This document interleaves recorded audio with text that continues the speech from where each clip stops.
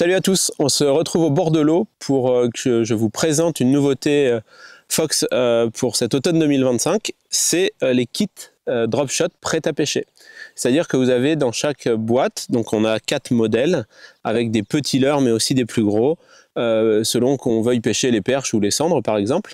Et dans chaque boîte, vous avez donc un assortiment de leurres dans la petite boîte en carton, avec certaines références, par exemple sur les gros kits, vous avez du Slick Shad, du Slick Finesse, et puis sur les tout petits, vous avez une sélection de leurres qui étaient autrefois bien réputés chez Fox, qui avaient été arrêtés, puis qui sont remis au goût du jour spécialement pour ce kit. Donc vous avez l'assortiment de leurres dans la boîte, ainsi qu'un petit rouleau de mousse, dans lequel vous avez les plombs drop, et puis les montages enroulés dans la mousse. Ce qui fait que vous avez simplement à dérouler le montage, à l'accrocher à votre corde de ligne, et puis à commencer la pêche au drop shot. C'est un produit qui est clé en main et qui va être facile parce que le montage drop shot n'est pas toujours facile à faire quand on débute. Et là, vous avez tout ce qu'il faut pour vous faire plaisir sans fournir le moindre effort. Donc dans les kits, on a des petits plombs allongés. C'est sympa parce que ça ne s'accroche pas beaucoup dans le fond, notamment lorsqu'on a des cailloux.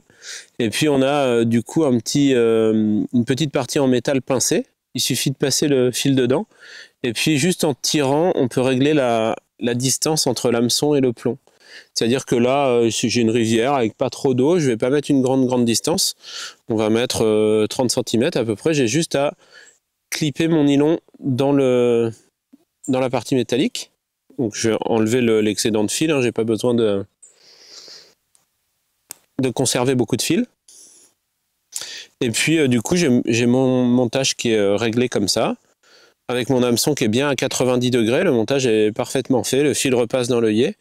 Et là, j'ai juste à ajouter mon leurre. Donc je vais venir pincer, mettre mon leurre par la tête sur l'hameçon. Alors j'ai choisi un petit leurre tout droit là, avec on appelle ça un pintail, en fait c'est un leurre qui n'a pas de caudale, c'est comme un shad mais sans caudale. Je le pique du dessous au dessus, juste par le nez. Voilà, comme ça donc j'ai mon plomb qui va servir à expédier le montage et à le tenir au fond. Et puis j'ai mon petit leurre qui va être suspendu au-dessus du fond, que je vais faire trembloter comme ça.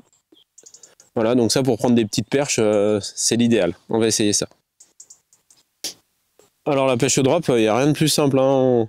On lance le montage, alors près d'un obstacle, près des herbiers, mais ça peut être aussi en pleine eau sur une petite rivière comme ça. On a vite fait de couvrir de la surface. On laisse le plomb posé au fond. Et puis on va garder une bannière à peine détendue. On imprime des petits coups de sillon histoire de faire bouger cet alevin en fait, qu'on a mis sur l'hameçon.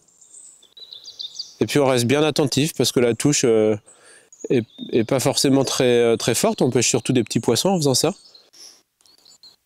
L'avantage c'est que j'ai aucun poids sur le leurre lui-même.